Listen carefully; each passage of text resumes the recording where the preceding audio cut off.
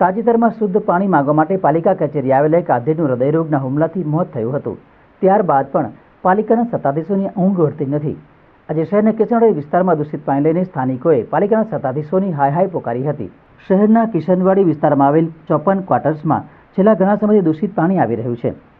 પાણી લાઇનમાં ડ્રેનેજના પાણી ભળીને આવતા હોય તેમ કાળા રંગનું પાણી લોકોના ઘર સુધી પહોંચી રહ્યું છે, જે પાણી પીવા લાયક કે વાપરવા લાયક પણ નથી. જે અંગે સ્થાનિક વોર્ડ કચેરી અને નગરસેવકોને રજૂઆત કરવા છતાંય કોઈ નિકાલ આવતો નથી. અગાઉ પાણીને સેમ્પલ પણ લઈ જવામાં આવ્યા છે, જોકે તે બાદ પણ કોઈ કાર્યવાહી કરવામાં આવી નથી. વોર્ડ ઓફિસે સ્થાનિકો રજૂઆત કરવા જાય તો તેઓને ગોળ ગોળ જવાબો મળી રહ્યા છે. દૂષિત અને દુર્ગંધ મારતા પાણીના કારણે અનેક લોકો રોગચાળામાં સપડાયા છે. પીવાના શુદ્ધ પાણી માટે ટેન્કર અને પાણીના જગ પર નિર્ભર રહેવું પડે છે. છેલ્લા 2 મહિનાથી દૂષિત પાણીની સમસ્યાને આજે સ્થાનિક રહીશોએ પાલિકાના સત્તાધીશોની હાય હાય પોકારી હતી. પાણી બહુ જ ગંદુ આવે છે, એમાં પ્રોબ્લેમ બીમારીની થાય છે, બીમારીઓ થાય છે, માણસ બીમાર પડી જાય છે. મારા ઘરવાળાની દવાઈઓ ચાલે છે, એમાં તો બીમાર ચાલુ જ રહી છે.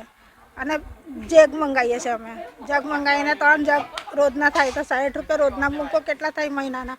અને આવું ના આવું રહે તો માણસ મરે ના અને જીવે ના એવું થઈ જશે. આ તો એટલા માટે અમે એટલી જ કૃપા છે કે થોડુંક પાણી ક્લિયર.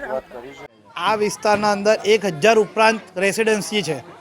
આ વિસ્તારના અંદર હાલમાં જ આ ગંદુ પાણી પીવાથી ઘણા બધા લોકોના ગળાના અંદર ઇન્ફેક્શન થયું છે.